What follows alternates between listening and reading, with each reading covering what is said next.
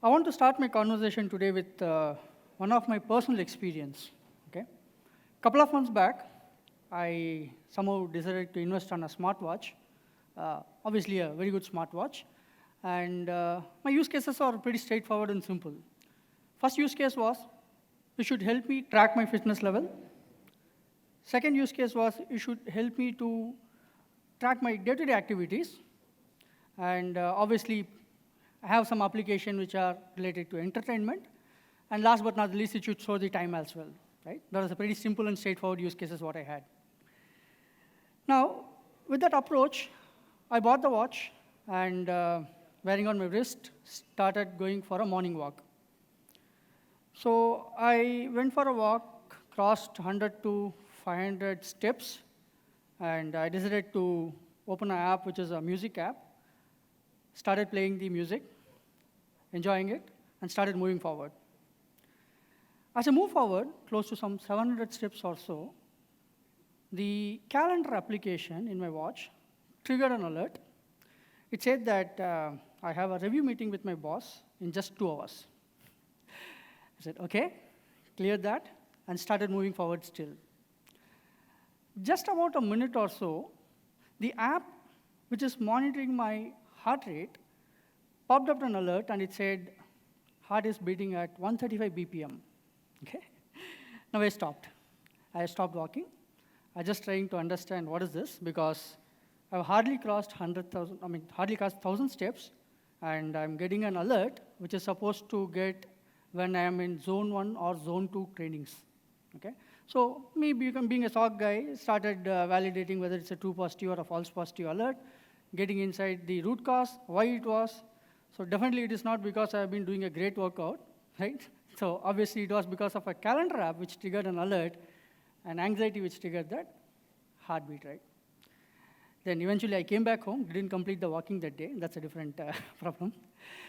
So while that was a personal note, coming back to the topic for today, we all, in fact, I've been noticing multiple people, right? We all are using the smartwatches to an extent. And if I can say that smartwatch, in short form, I can say it's nothing but a mini computer on our wrist. A mini computer which is loaded with hundreds of thousands of applications. Based on my requirement, I go subscribe to that application and start using it.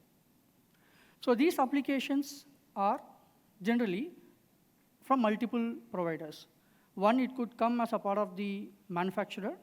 Second, I can subscribe to whatever my requirement is, and I start using those applications.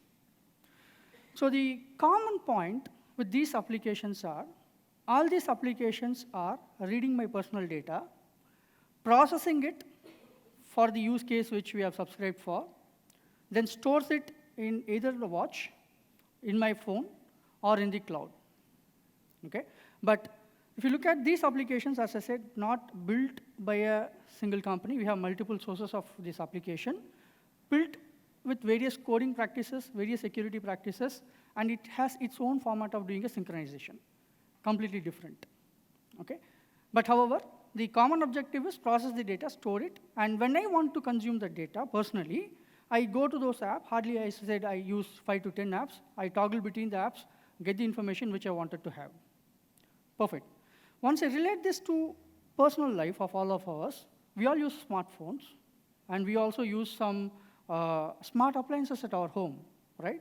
All these are interconnected. We are having a huge communication between these devices, and this is the start of the digital fragmentation at a personal level. Once you blow it up at an organization level, what happens? At an organization level, we are already navigating through the sea of interconnected devices. Okay? So millions of devices every day interconnects for various application use cases. We have those communication enabled already. Starting from IoT, which is supposed to give us true data from the sensors, and we collect it, store somewhere in the cloud, process it for our own use case. Thanks to the work from home culture, where it has made that the difference between the BIOD and a corporate corporate laptop, there's only a thin line. Okay, but still we do monitor and access it. And how many DevOps guys are in this room? Anyone from DevOps? Okay, anyways, we should thank the DevOps guys also, because who has taken us the journey of cloud-first adoption, built applications in the cloud, using the multi-cloud strategy, and sometimes they say front-end in the cloud and back-end in my on-prem. So completely utilization of the new technologies which are there. So in short, if you look at, we are into this digital fragmentation thanks to the digital transformation which has led to this fragmentation, right? This is a right path. Obviously, we don't have to be in the boundaries, right? Gone are the days when we used to say, this is my corporate boundary, these are the security technologies is going to secure it. No. Now the user, application, data, whatever we are intending to secure can operate from anywhere. And we are saying, welcome, you come on with your own device, I'll give you an access to the data and the application. Excellent. That's the digital transformation, right? But there is a fragmentation in this approach. Let's park this for a moment now, okay? Let's park the digital landscape for a moment. And let's talk about the threat landscape. While digital landscape is fine, there are some new things which has happened in the industry very recently. First one, talking about the malware. So previously, we used to talk about malwares which are file-based, malwares which are fileless. And today, if you look at the number of new malware samples which are generating today are close to 100,000, right? 100,000 new malware samples getting delivered. I'm not talking about a new variant or so, new malware samples itself getting delivered in the industry today. And from a file-based malware, which we talk about, generally assumption or the detection tools were prepared to saying that the file-based malware executables are the only sources. Recently, there is a research conducted, and the adversaries are making use of the file extensions .txt and .log, which is primarily used for the logging purposes, and they are using those kind of a file format to deliver the malware. It's very simple. They use only 2 or 3 codings, and they do an encoding on top of it. That's it, base64 coding, and they're able to execute those malware samples. Whole objective is, whatever the defense mechanism we have built in, that has to be bypassed. That's one. Second, talking about the IoT devices. Gone are the days when we say, when I talk about IoT, it is related to SCADA or it's related to manufacturing. No. Today, the survey says that 30% of the enterprise products are IoT devices.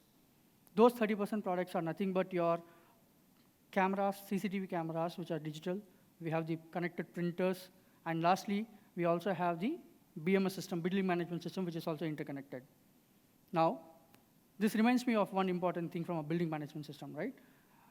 I'm not sure how many of you followed. A year or back, the thermostat, okay, which is required to control the temperature, was compromised. So the thermostat was running a vulnerability which was not known to the organization, and the adversaries were able to somehow get control of it. They were able to they compromised that, and they encrypted the entire thermostat. So the organizations are not able to control their temperature, which in turn demanded a huge ransom from the organization. Lastly, the SaaS applications or the adoption of cloud, we talk about much in detail on that topic. Now, the supply chain attacks, right? So it's very common nowadays. So previously, we used to talk about SolarWinds, 3CX, multiple supply chain attacks are happening. And recently, some couple of days back, there is a very high vulnerable alert happening on one more supply chain attacks, which is now getting through the industry now. So one side, we are talking about digital fragmentation, and which is good for the organization. Second, we are talking about a threat landscape, which is much, much faster than the digital transformation which we are into. So how do we secure it? Okay? So how do we secure it? Industry today, there are more than 100 plus cybersecurity companies, right? And coming out from 30 plus new technologies, new terminologies, everything comes into picture.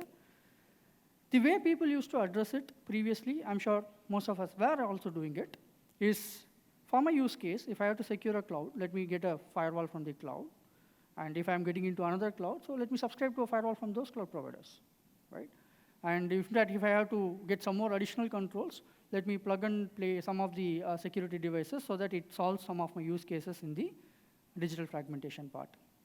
But eventually what we are doing something like we are trying to solve a digital fragmentation with a cybersecurity fragmentation, if I can use the word. Okay? So how would you, if you think that this is the right approach? What's the problem, right? So my digital assets are fragmented, so are my cyber assets. So what's the problem? Anyone want to have to comment? So yes, no, how many of you say yes? Raise your hands. No, yes? Okay, so no, how many of you want to do? Oh man, okay, this seems to be very neutral. Okay, so before we debate whether it's right or wrong, I'll give you one important point, right? How many of you think there are more than 20 plus security devices are there in your organization? Security devices. No? Some answer? Less than 10, less than 5, 1, 2. Definitely there'll be one at least, right? Okay, so on an average, mid to large size of an organization, we are seeing that close to 30 to 50 plus security products are there. Large organizations, close to 100 plus security tools are implemented today, assuming that it is going to defend our network. Right? That's how the organization has been moving towards. So if I have to debate whether it's a right approach or a wrong approach, let me take one example. So few months back, there's a compromise happened on healthcare organization. Healthcare organization which had presence close to 4,000 locations. And this is an organization with 70,000 plus digital assets, including the laptops, including the servers, cloud workloads. So close to 70,000 plus assets are there in the organization. And this organization suffered from a breach, as I said. So let me tell you what was the breach all about. It was pretty straightforward. So the infiltration started because of a well-targeted phishing attack. So the adversaries are able to create a proper phishing attack toolkit, and it was targeted only 4 of the employees in that organization. One of the entire employee became a victim of it.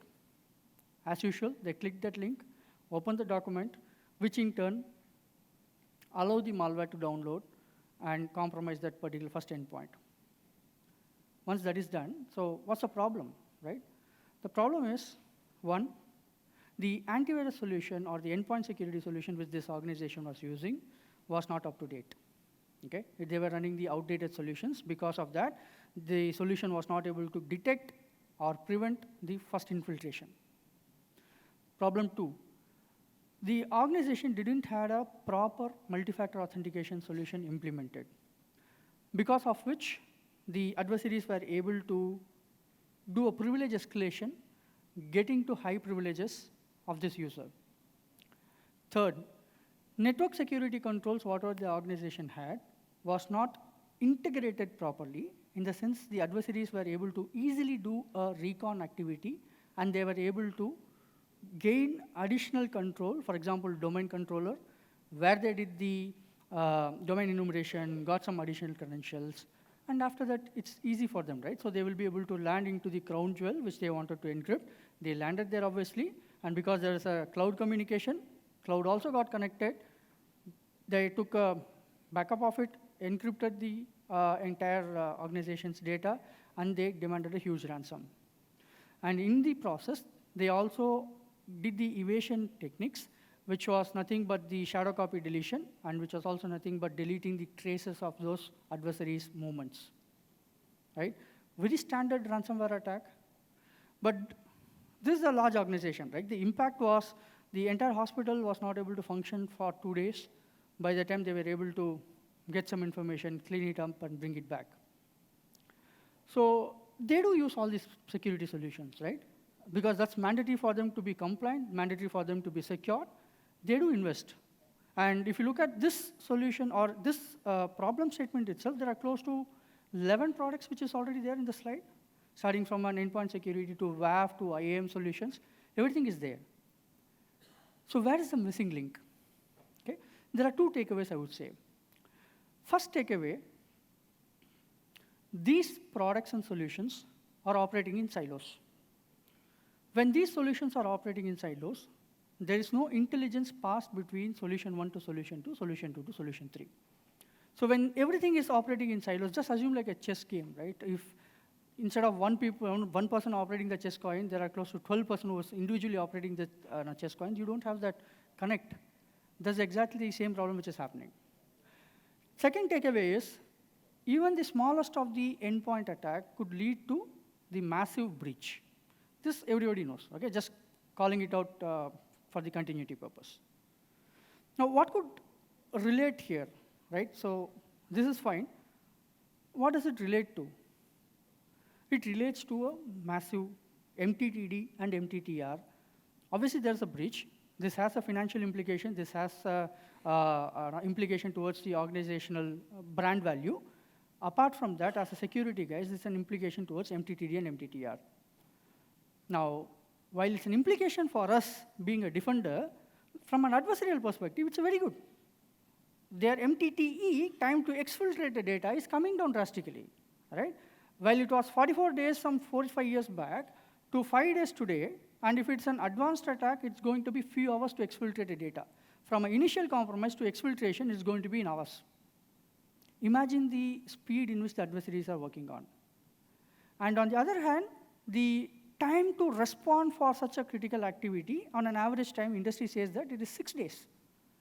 And on the compliance, I'm sure many of you are compliant to it, right? So based on the regulations, based on the region where we are working from, it mandates that once a breach is detected, I have to inform the agency in 4 days. 4 days to information, and 6 days is my response time. You don't see that synergy coming in, right? And we are talking about hours of exfiltration of a data from the organization side. So this is the biggest problem, right? You have the digital fragmentation, good. The amount or the speed in which these adversaries are acting is too fast, which is impacting the organizations today, even though if you have good policies or security procedures in place to defend your network today. So what's required? The requirement today is a unified strategy, okay? I'll tell you why. Let's double click on it, okay? The same breach, or let's assume any company which has gone through a massive breach, what they do, they call up the forensics people, or they call up the advanced SOC guys, and they ask us to do an investigation. So a level of investigation could be, for example, for this customer, the investigation came out that the ransomware gang was a Conti ransomware. The user who got compromised, we were able to pull in the details. The investigators were able to find out like what tools were missed, what data got exfiltrated, and they were able to report to an extent of how much of data got extracted and what is the data all about.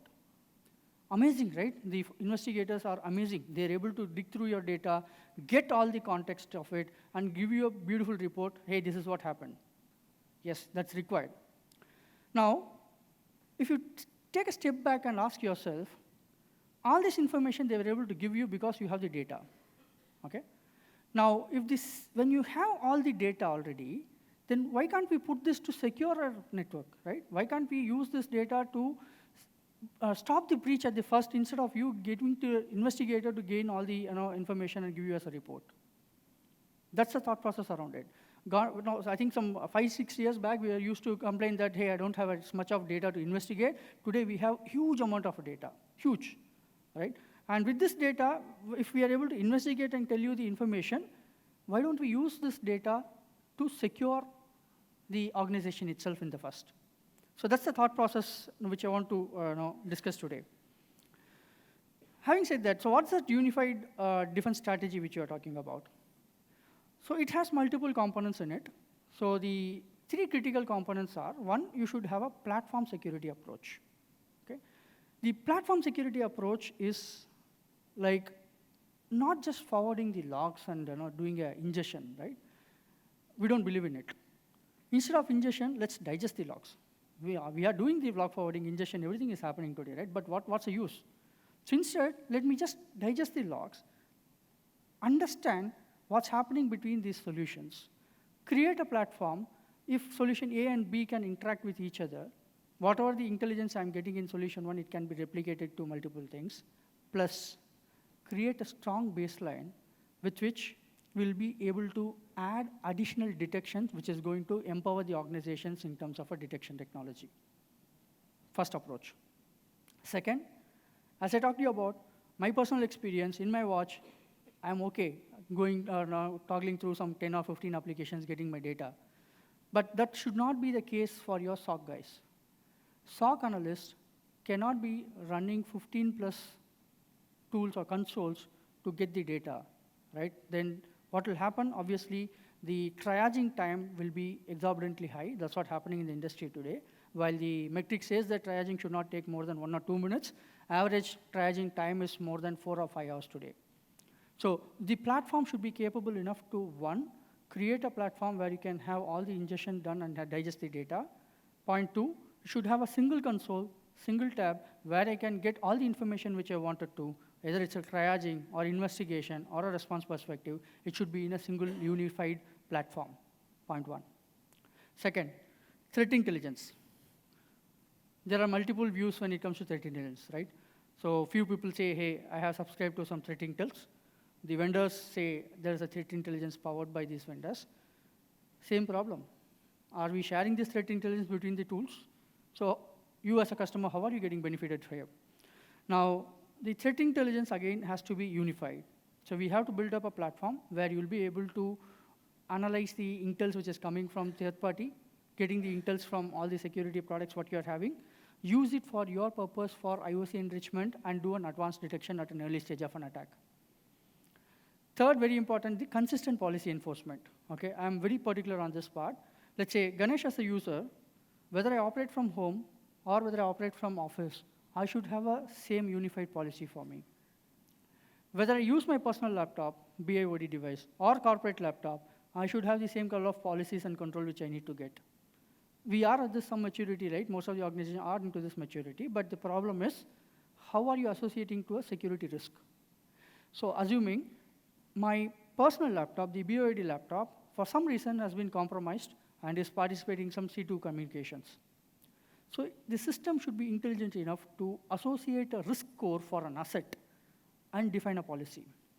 Same way, if the user also, if Ganesh as a user, if my credentials were a part of some of the recon activity in Active Directory, should be tagged with some asset score with a user score, and then define the policy so that you know where you want to focus so that the next breach doesn't happen in your organization. That's the idea behind it. And last one, while it is not mentioned, the automation part. So the example which I took, more than technology, I would say there is also one factor which is hygiene factor. Antivirus is not updated, MFA was not enforced, so what do you do about it? So make optimum utilization of the automation through which you'll be able to identify the gaps, take a remedial action, whether you want to take a response of blocking an RDP port in your AWS environment to blocking one of the asset which is exposed to vulnerability, most of the automation can be happening in the platform. So that's why we say a good approach in this world where it is most of a fragmentation is a unified strategy approach. So I'll quickly show you one example. It's a very basic example I just wanted to quote, while the use case is very complex and we can go deep into it.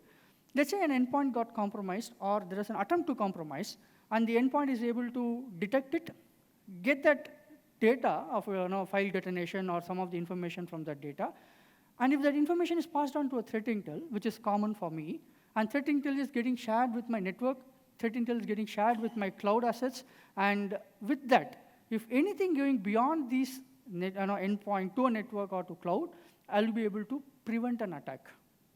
Okay, this is the unified security strategy which we are talking about. A very small example, but there are a lot of complex things to do. So to the CIOs, CISOs in this group, right? So how does it transform to you, right? We are already into the digital transformation. You're talking about, don't get into the fragmented cybersecurity approach. So what's that you are going to get this approach?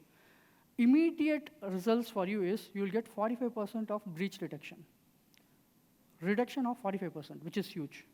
Okay? While there are some commercial benefits, I don't want to talk about much in detail now, and you'll be able to bridge those siloed gaps, and you'll be able to create a more hygienic cybersecurity environment, which is increased by 30%. Okay? This is what you'll be able to achieve in a unified strategy approach. Lastly, I want to just leave you all with a thought. Whatever we are trying to do, okay, there's a weakest link which I talked about. So only the unified security approach can address this weakest link approach, can address this siloed approach. Okay? Obviously, we can't change the digital world being a fragmented approach, but we can build a unified strategy which ensures that even though the digital world is completely, my digital assets are completely fragmented, I still have a solution to secure all the digital assets. Thanks a lot, team. Thanks for patiently listening to me.